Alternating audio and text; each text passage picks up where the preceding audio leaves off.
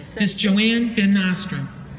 She graduated from Broward College nursing program with an Associate of Science in Nursing. She received her bachelor's and master's degrees from Florida International University. Ms. Van Nostrum started her nursing career at Memorial Regional Hospital in telemetry and critical care. She then moved to become a certified registered nurse anesthetist, working for Sheridan Health Corporation at Memorial Regional, and then at Jackson Memorial Hospital. She is currently a nurse anesthetist, specializing in obstetrics at Memorial Hospital West. Please welcome Ms. Joanne Van Nostrum.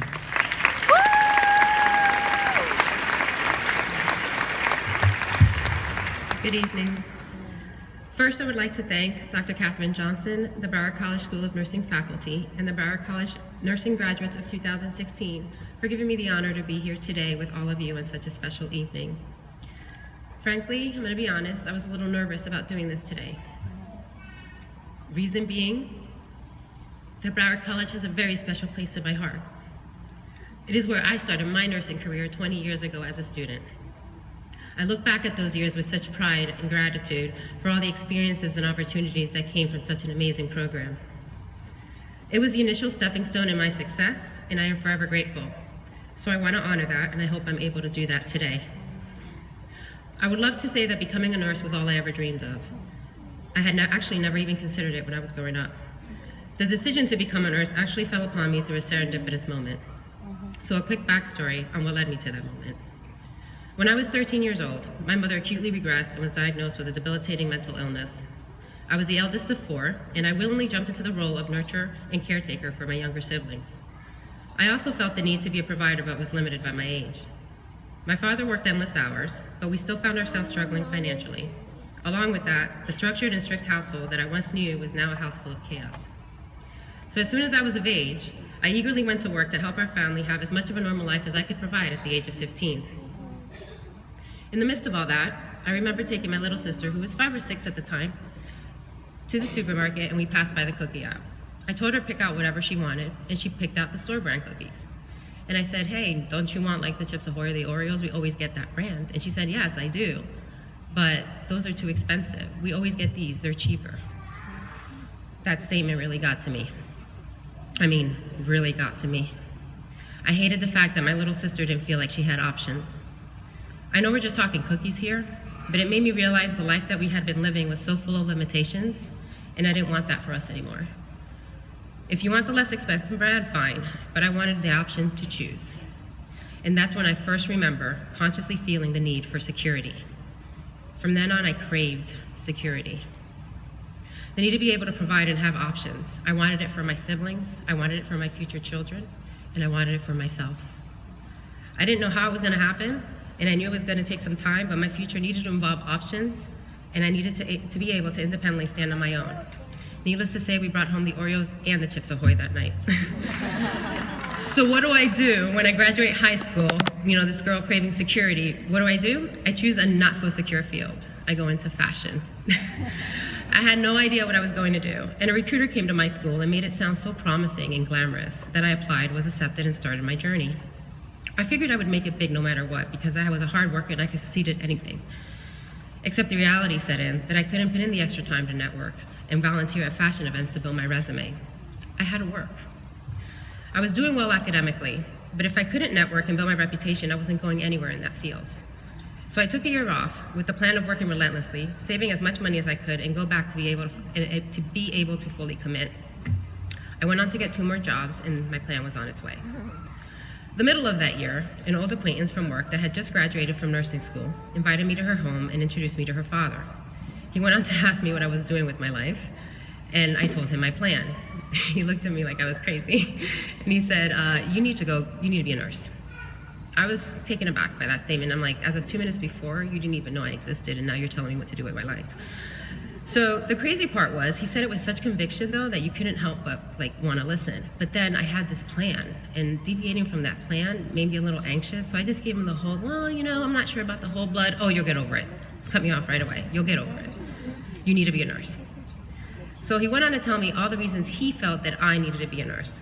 You will always have a job. We will always need nurses, and you can work anywhere. And then it hit me. Security. Nursing was going to give me that security that I was craving. It was so obvious and clear that I didn't feel I had a choice. I aborted my plan and chose nursing as my new path. So I went into nursing for the security it offered me, and now I felt certain I was going to be able to provide and have options for myself and everyone that I loved. Little did I know, though, that I was going to gain so much more. And Mr. Bohan, that was the first and last time I ever saw him. Lesson learned, you never know the impact you can have on someone in just a matter of minutes. Serendipity at its finest. So I started and finished my prerequisites, was admitted into the nursing program, and in 1998, 18 years ago, I myself was sitting in one of those chairs, getting ready to become a proud alumni of Broward Community College, as Broward College was called at the time. Besides being excited about where we're going to celebrate and eat afterwards, I was super relieved to be done with school and clinicals, but extremely nervous about my boards. But don't worry, BC does a great job of preparing you. You'll be fine. And I passed because I'm a Broward County College alumni, so of course I passed. So anyway, I went on to ponder my next dilemma after I passed my boards. I was scared to death about being a nurse on my own. I pondered about being able to get my meds out on time, to keep up with patient care, charting, and I wasn't really thinking about how I was going to grow in the profession. I was just focused on getting through my first day, the day after, and the day after that. Looking back now, it's so interesting to me how I saw my future in my newfound role in such a simplistic manner. The world I was entering was so much more than what I was dwelling on. I was so task-oriented, having no idea the evolution that was going to take place. A personal evolution brought upon by experiences that not only contributed to my professional and personal success, but went on to change me from within. These experiences were composed of challenges, competition, leadership, and humility. And then there's that moment you realize that we are part of something so big that it's mind-blowing. I would like to share those experiences with you today. Every single one of you is going to evolve in ways you can't even begin to imagine. And unknowingly, it had already started when you were performing in clinicals. I can't even really explain to you clearly how it's all going to unfold because each one of you is going to have your own journey, and each one of you, without a doubt, will have challenges. It is inevitable. Challenges will make you uncomfortable, and getting outside of your comfort zone is what leads to growth. Many of them will be huge turning points professionally and personally, and some may not seem so significant at the time, but the benefits will shine through sometime in your career, I promise. I'm here to tell you to embrace those challenges. They will make you stronger and more resourceful. When I first started, I used to shy away from difficult assignments. I didn't feel like an expert. But the reality is that you can't become an expert until you have your experiences as a novice. We have to go through those growing pains. It didn't take long before I realized that the difficult tasks and assignments was where it was at. I was becoming a better, stronger, and a more confident nurse, and it was those assignments that pushed me out of my comfort zone that were responsible for that. So my advice to you is whatever challenge you face on your nursing journey, even if you flinch a little bit at first, just go for it. Get comfortable with being uncomfortable. Take the obstacles and make them opportunities. That's how you will flourish. My second advice to you is to be competitive. I want you to be really competitive, but not the way you're probably thinking. I want you to be competitive with yourself. Not with anyone else, but with yourself. Do it in a healthy and nurturing manner. We are not perfect. As a matter of fact, we are perfectly imperfect. Know your limitations. It's okay to ask for help and guidance, but never, don't ever sell yourself short. Compete to be better than you were the day before. Compete to become the best version of you that you can be. Perform to the best of your ability at everything you do, and you can't go wrong. It won't be easy at first, and it may even slow you down a bit, but in time, it will no longer be difficult. It will just be, and it will become part of who you are. It will become effortless.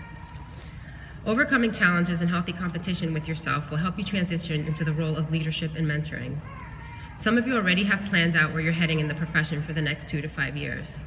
And some of you, like I did, have no idea what the future in nursing holds for you. But know, as you evolve, in some way, shape, or form, you will become leaders. And the leadership role may or may not have a title attached to it. Whether it's in a medical office, hospital, school clinic, as a teacher, or any of the many, and I mean many, optional roles you will have as a nurse, somehow you will be looked upon for guidance as a leader, as a mentor.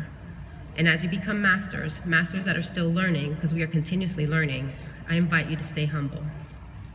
As the novices and even experienced colleagues ask for guidance, maintain humility, and nurture one another so that we can grow masterfully as a profession. And your accomplishments, they will be magnified with humility. With the involvement we go through with challenges, self-competition, leadership, and all while maintaining humility, you will eventually get to a point that you look back and you will be surprised at how far you've come. You'll be like, how did I get here?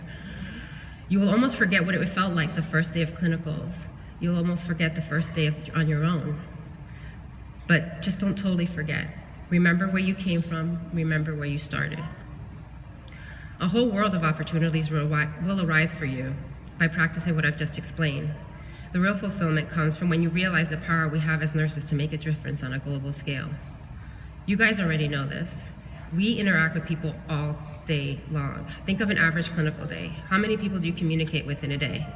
Now think about it, just stop and think. Come in at 6:37 in the morning, let's do an 8-hour shift, about 3 p.m.